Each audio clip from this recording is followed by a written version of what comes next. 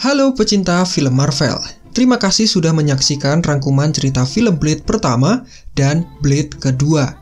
Dan sesuai request kalian, kami buatkan seluruh alur cerita film Blade ketiga yang berjudul Blade Trinity. Dalam film ketiga ini semakin keren karena Blade tidak bekerja sendiri, melainkan dibantu tim bernama Night Stalker. Nah, mereka ini tim seperti apa, dan apakah musuh kali ini lebih kuat daripada musuh yang pernah dilawan Blade sebelumnya? Supaya jelas, mari kita simak bersama.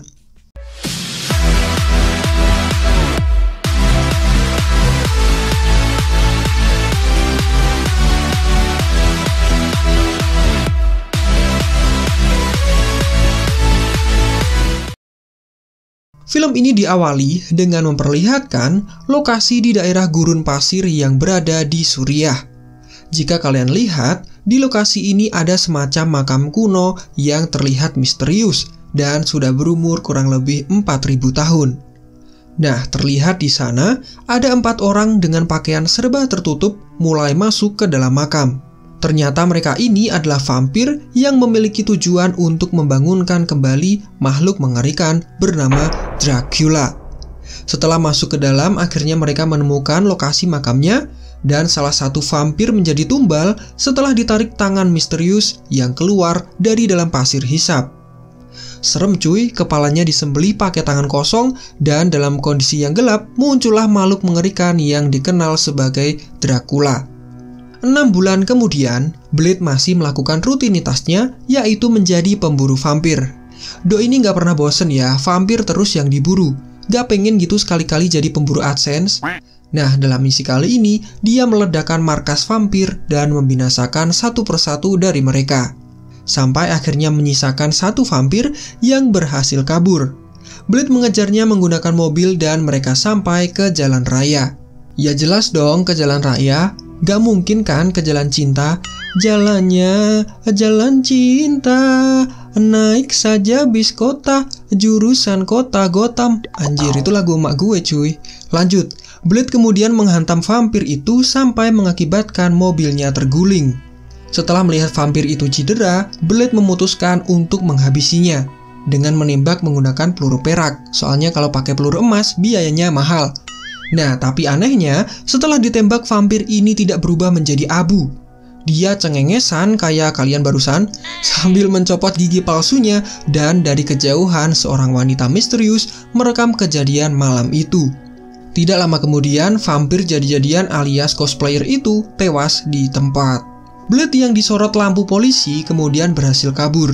Dia menyadari bahwa ternyata dia sudah membunuh manusia, bukannya vampir. Dan manusia ini termasuk ke dalam golongan familiar, sebuah sebutan bagi manusia yang menjadi bawahan vampir yang sudah diperkenalkan sejak film pertama.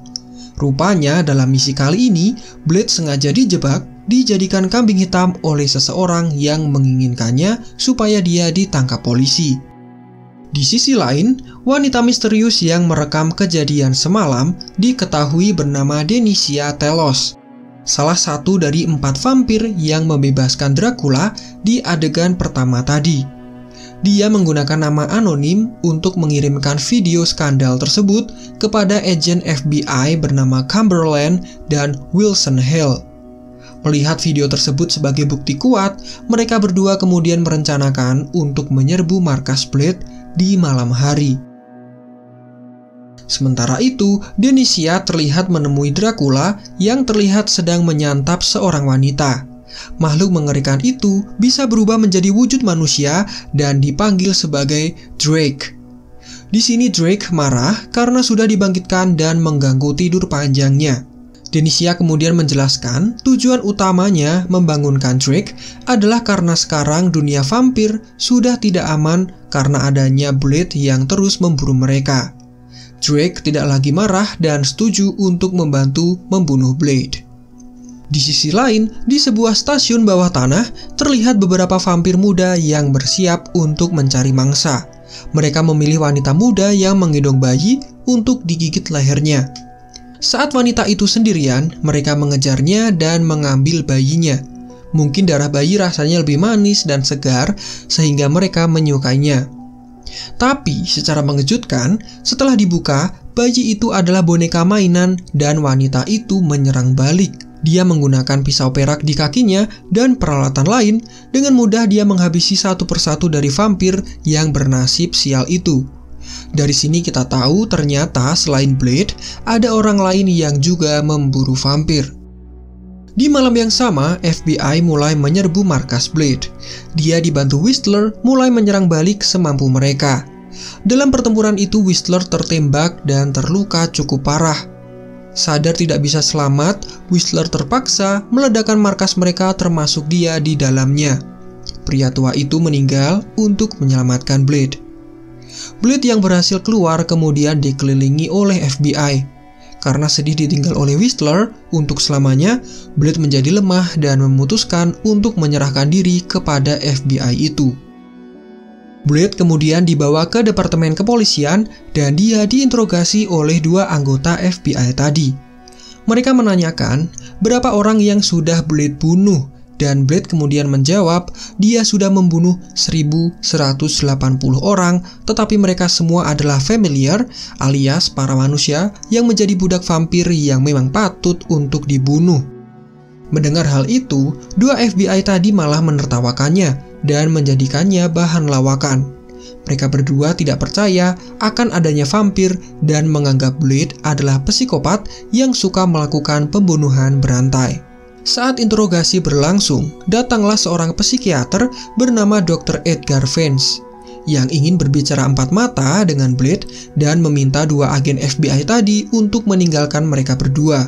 Setelah melakukan pembicaraan tertutup, Dr. Vance menyatakan Blade menderita gangguan mental dan harus dipindahkan ke fasilitas kesehatan yang bersangkutan guna penelitian lebih lanjut. Tapi ternyata, akhirnya Blade tahu bahwa Dr. Vance adalah seorang familiar juga. Terlihat dari tato di tangannya. Dan bicara empat mata tadi, ternyata Dr. Vance sempat menyuntikkan Blade dengan obat penenang. Kemudian, Denisia Telos ditemani kakaknya bernama Asher dan vampir besar bernama Jarko Grimwood yang diperankan oleh salah satu pegulat terkenal. Mereka menyamar sebagai tim penjemput yang datang untuk membawa Blade ke fasilitas kesehatan yang sebenarnya hanya rekayasa mereka. Para penjemput itu kemudian masuk ke dalam ruangan di mana Blade berada. Denisia menghampiri Blade yang lemah akibat obat penenang dan mengatakan, "Kamu sendirian, Blade. Tidak ada yang bisa membantumu sekarang." Tapi sesaat kemudian, secara mengejutkan ada pemburu vampir lain yang datang untuk menyelamatkan Blade. Dia adalah Hannibal King yang diperankan oleh Ryan Reynolds dan langsung menghajar vampir di sana. Dia kemudian memberikan serum penyembuh kepada Blade dan membuatnya segar kembali.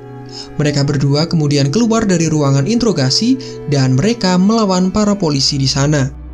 Saat mereka bingung harus memilih jalan mana yang harus dilewati, seorang wanita bernama Abigail kemudian ikut membantu dan memberitahu jalan mana yang harus dilewati untuk keluar.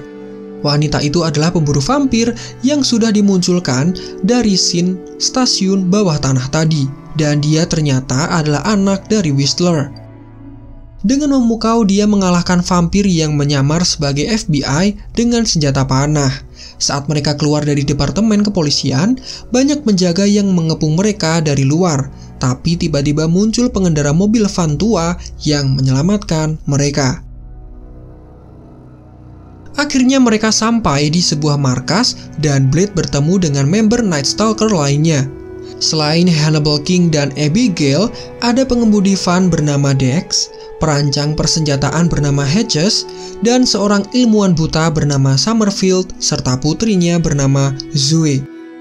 Dalam markas itu mereka bercerita bahwa Whistler lah yang sebelumnya meminta para Night Stalker untuk membantu Blade. Dia khawatir akan ada kejadian yang membahayakan seperti sekarang ini. Tapi, di luar dugaan, Blade tidak terkesan oleh mereka. Di matanya mereka hanyalah anak-anak, masih pemula, dan tidak cocok untuk memburu vampir bersamanya. Tapi kemudian, para Night Stalker ini memberitahu Blade bahwa sekarang Dracula telah dibangkitkan kembali untuk membantu mewujudkan tujuan terakhir para vampir, Tetapi mereka semua tidak ada yang tahu apa yang dimaksud dengan tujuan terakhir vampir ini. Di sini mereka tahu bahwa yang dibutuhkan sekarang ini adalah senjata baru. Sesuatu yang lebih besar dari sekedar peluru perak dan semprotan bawang putih. Summerfield sendiri sekarang sedang mengerjakan senjata biologis yang disebut sebagai virus D-Star, sebuah virus yang secara khusus menargetkan vampir. Sayangnya, virus ini sangat mematikan. Mereka membutuhkan DNA vampir murni untuk menyempurnakannya. Singkatnya, mereka membutuhkan darah dari Dracula karena darah yang dimilikinya masih murni dan tidak terpengaruh oleh mutasi genetik.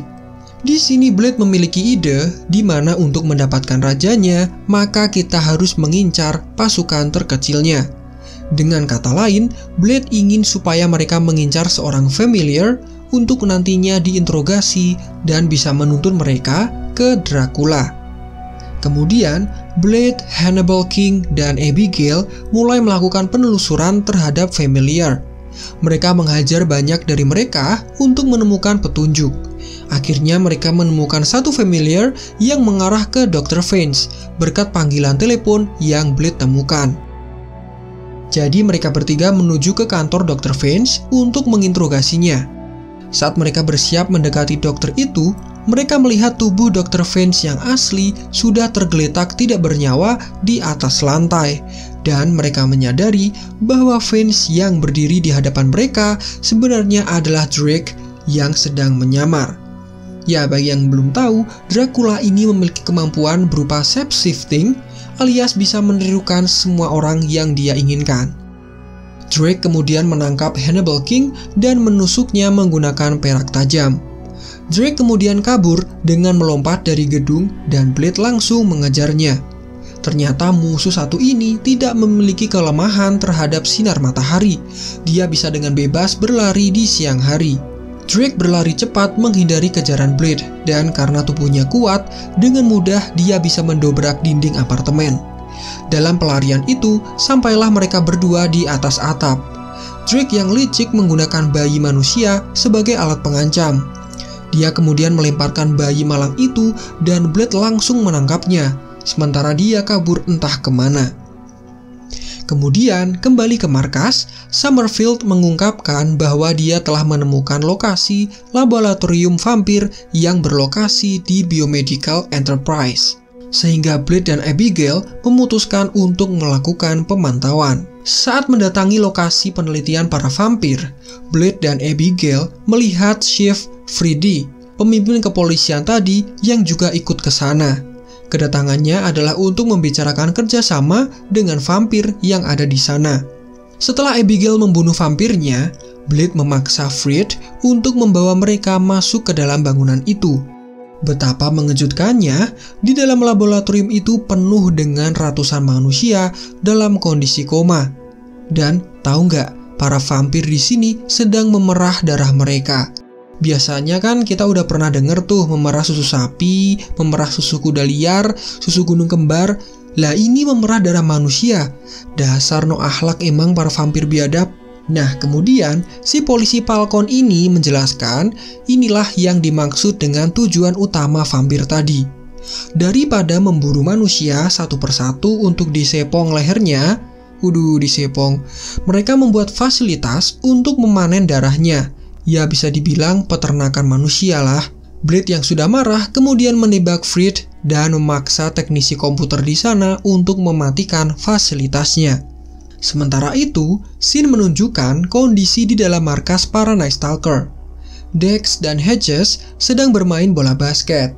Summerfield sedang membacakan dongeng sebelum tidur untuk Zoe, dan Hannibal King sedang tidur siang untuk memulihkan kondisinya. Tiba-tiba, Abraham Whistler datang dan nyamperin si Hannibal King. Doi kaget dong, kan sebelumnya Whistler udah mati. Terus ini siapa? Kemudian dengan cepat dia menyadari kalau Whistler jadi-jadian ini ternyata adalah Drake yang menyusup ke markas mereka. Sesaat kemudian, Blade dan Abigail kembali ke markas. Mereka menemukan Hedges, Dex, dan Summerfield sudah mati dengan kondisi yang mengenaskan. Sedangkan Hannibal King dan Zoe hilang. Drake membawa mereka kembali ke markas vampir di mana Hannibal King sekarang dirantai di atas lantai. Di sini Hannibal King diinterogasi mengenai Blade dan senjata apa yang sedang dipersiapkannya. Tapi Hannibal King menjawab dengan bualan yang menyebabkan para vampir menjadi terpancing emosinya. Di sisi lain, Blade dan Abigail bersiap menyerbu ke markas Drake. Beruntung ternyata Summerfield sudah mengembangkan virus Daystar yang bisa digunakan untuk membunuh Drake. Dan virus ini sudah dititipkan kepada anggota Night Stalker lain bernama Calder sebelum Abigail tewas. Tapi perlu diketahui, virus ini belum pernah diuji dan jika berhasil mengenai Drake, maka bisa mengakibatkan kematian massal untuk vampir lain dan keturunan dari Drake yang berada di sekitar mereka. Dan Summerfield tidak tahu apakah virus ini aman untuk Blade, karena dia juga termasuk makhluk hibrida antara manusia dan vampir. Tapi sudah diputuskan, senjata itu tetap akan digunakan dan dipasang di ujung anak panah milik Abigail. Akhirnya mereka berdua bisa melacak lokasi dari keberadaan Hannibal King, karena sebelumnya dia sudah membawa alat pelacak di dalam tubuhnya. Mereka di sana menghajar banyak vampir dan Hannibal King sendiri malah dikejar oleh anjing vampir tadi plus 2 ekor temannya. Tapi dengan kecerdasannya, Hannibal King mampu menipu anjing tersebut sampai jatuh dari jendela gedung. Sedangkan Abigail akhirnya bisa menyelamatkan Zoe. Kemudian Hannibal King dan Jarko saling bertarung. Mereka bergulat seru dan King berhasil mengalahkan vampir kekar itu menggunakan bom UV yang dimasukkan ke dalam mulutnya. Abigail dengan memukau juga mengalahkan lebih banyak vampir dengan menggunakan busur panahnya. Di sini Blade sendiri sedang dihadapkan dengan Drake. Keduanya melakukan adegan pedang-pedangan yang sangat seru. Drake yang sudah muak dengan permainan Blade kemudian berubah menjadi bentuk aslinya. Dia menjadi monster yang sangat mengerikan. Dalam wujud itu dia lebih kuat berkali-kali lipat dibandingkan Blade. Tepat saat Drake ingin menebas Blade menggunakan pedangnya, Abigail secara diam-diam memanah Drake dengan virus Daystar yang sudah dipersiapkan tadi. Tapi Drake bisa mengetahui serangan itu dan menangkap panahnya untuk dibuang ke lantai. Drake masih berusaha untuk membunuh Blade, tapi Abigail mengalihkan perhatiannya dengan memanahnya sekali lagi. Hal ini membuat Blade berkesempatan untuk menusukkan anak panah berisikan virus tadi tepat di dada Dracula. Virus mematikan itu mulai menyebar dan mematikan sel darah milik Drake. Dengan cepat virus itu menyebar dan terbang terbawa angin, menyebabkan semua vampir yang berada di sana langsung tewas dalam waktu sekejap, termasuk juga Denisia yang nyaris membunuh Hannibal King. Kemudian, Drake yang sudah terinfeksi virus Daystar kembali menjadi wujud manusia biasa. Dia terlihat lemah dan mengatakan bahwa Cepiun. Tidak terasa, matahari sudah bersinar. Pasukan FBI kemudian mendatangi lokasi itu. Mereka yang tadinya tidak percaya terhadap vampir, kini menjadi percaya setelah melihat sendiri bukti-bukti keberadaan mereka di lokasi itu. Dan akhirnya, mereka menemukan Blade yang terbaring sendirian. Hannibal King dan Abigail sudah meninggalkannya karena mereka menganggap Blade sudah meninggal akibat terpapar virus yang mematikan tadi. Tapi, benarkah Blade meninggal? Eits, tentu tidak dong. Blade adalah gabungan antara manusia dan vampir, jadi dia termasuk makhluk hybrid yang tidak terdampak virus mematikan tadi. Setelah dibawa FBI dan akan diautopsi, Blade tiba-tiba bangun dan menyerang mereka semua yang berada di dalam ruangan itu.